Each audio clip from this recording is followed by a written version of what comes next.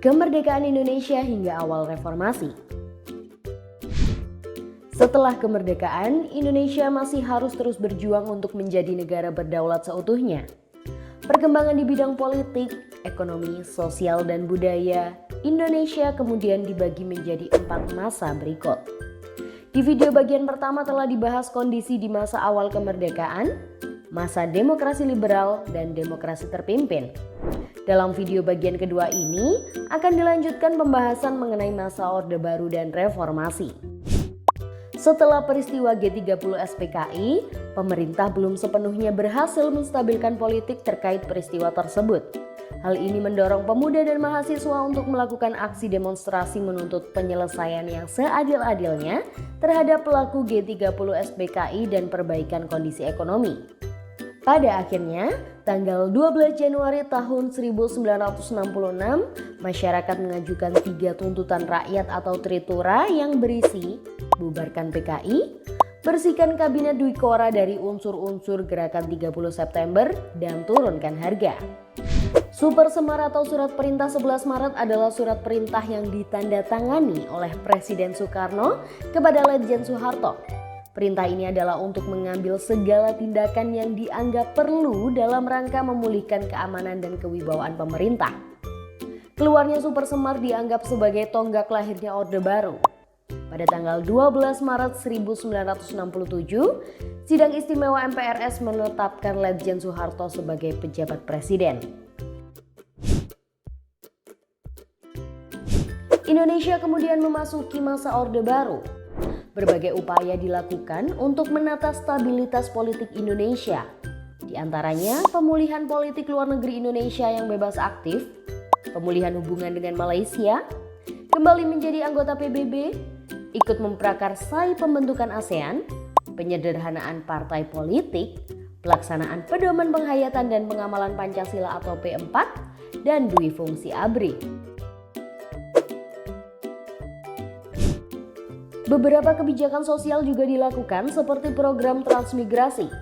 Transmigrasi adalah program untuk memindahkan penduduk dari suatu daerah yang padat penduduknya ke daerah lain yang jarang penduduknya. Transmigrasi bertujuan untuk meratakan persebaran penduduk. Daerah di Indonesia yang menjadi tujuan transmigrasi antara lain adalah daerah Sumatera, Kalimantan, Sulawesi, dan Papua. Selain transmigrasi, pemerintah juga merancang program keluarga berencana atau KB untuk mengendalikan pertumbuhan penduduk. Dalam bidang pendidikan, pemerintah mencanangkan program wajib belajar 6 tahun dan 9 tahun. Fokus program ekonomi pada masa Orde Baru adalah untuk mengatasi inflasi dan mengamankan kebutuhan pokok masyarakat. Melalui kebijakan stabilisasi dan rehabilitasi alat-alat produksi, inflasi berhasil ditekan. Pemerintah kemudian melaksanakan program ekonomi jangka panjang melalui program Pelita atau pembangunan 5 tahun.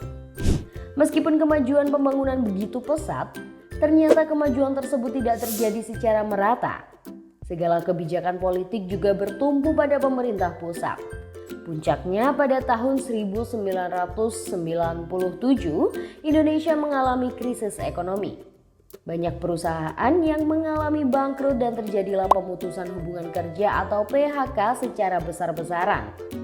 Harga barang kebutuhan pokok juga ikut naik dan diperparah dengan terkuaknya praktik korupsi di kalangan pemerintah. Akhirnya terjadi demonstrasi besar-besaran dari kalangan mahasiswa dan masyarakat untuk menuntut reformasi. Tuntutan reformasi diantaranya adalah mengadili Soeharto dan kroni-kroninya, pemberatasan KKN, pencabutan dui fungsi ABRI, melaksanakan otonomi daerah seluas-luasnya, amandemen UUD, dan supremasi hukum.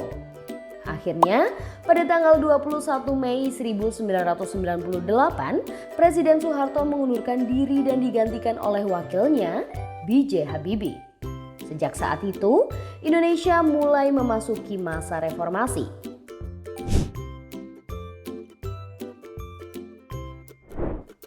Pada masa reformasi, otonomi daerah mulai dilaksanakan dengan baik sehingga daerah memiliki kewenangan untuk mengurus sendiri pemerintahannya. MPR juga melakukan amandemen terhadap UUD NRI 1945 sebanyak 4 kali. Salah satu poin penting dalam amandemen ini adalah membatasi kekuasaan dan masa jabatan presiden maksimal hanya 2 periode.